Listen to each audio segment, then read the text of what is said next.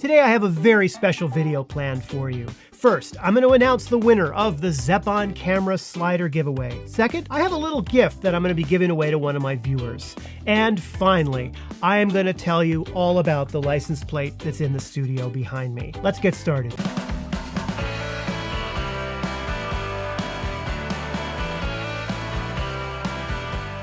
Hi everyone, welcome to Pal to Tech. Before I announce the winner, let me just say that this was my first ever giveaway.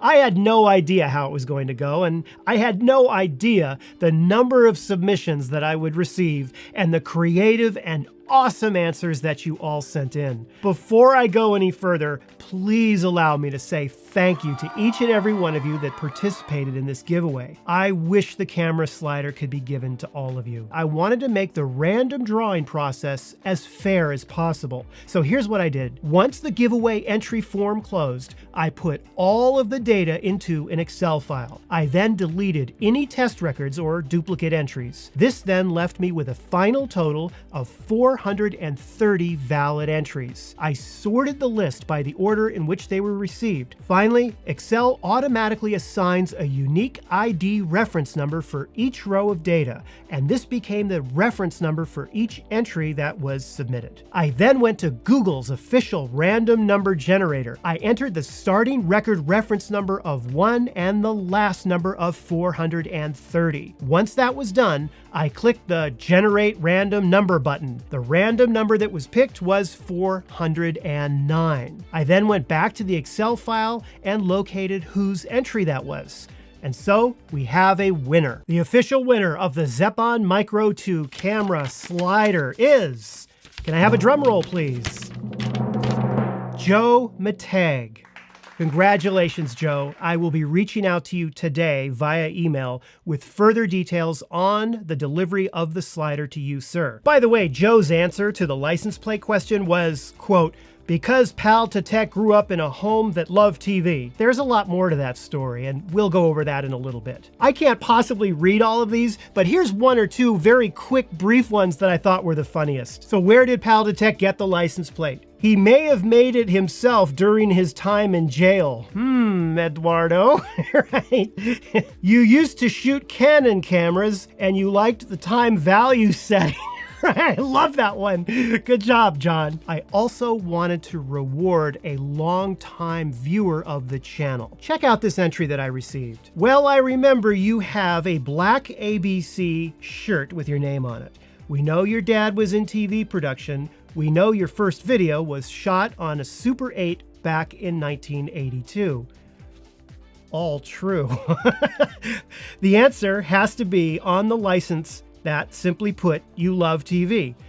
That's also true. Vishal, how did you get 1982?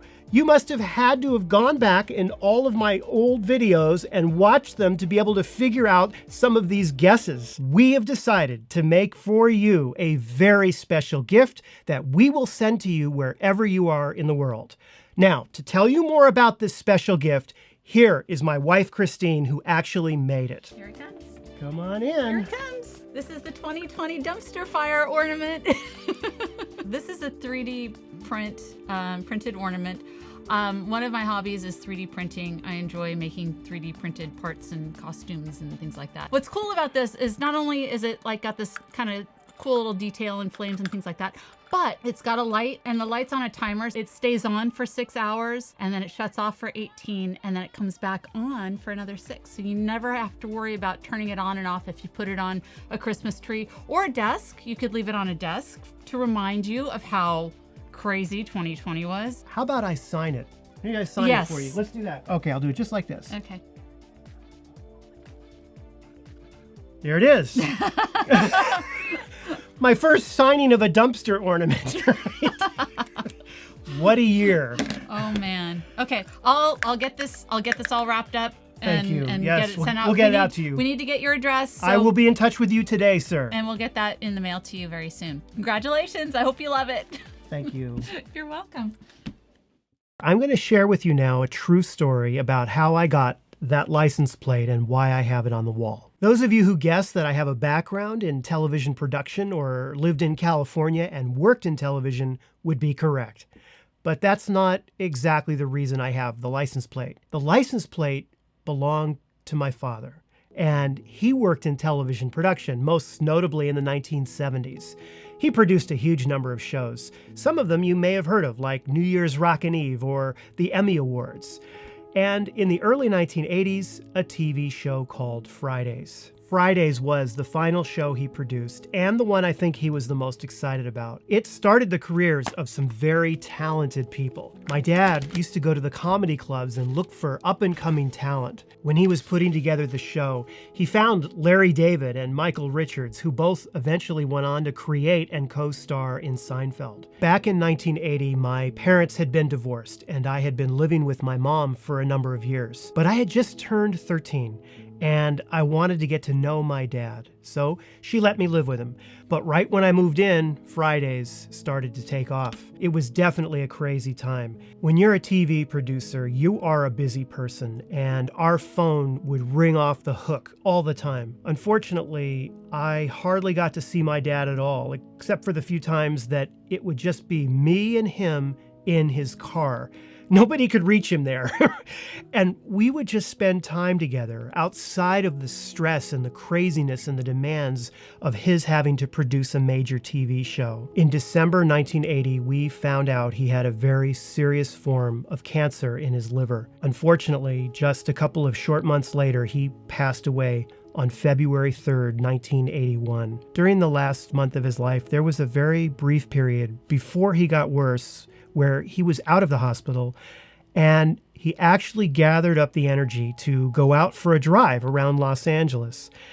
We had lunch, just me and him in his car, the two of us talking, and that was the last time I ever spent with him. So the license plate on the wall was on his car, and after he died, it was given to me, along with some old photos. They had announced his death on live television, and I just sort of went numb for many years after that. When you lose someone, especially a parent, you can either choose to keep the memories alive and watching over you, or you can bury them in a box. It's funny, you don't realize how much you miss your own dad until you become a dad.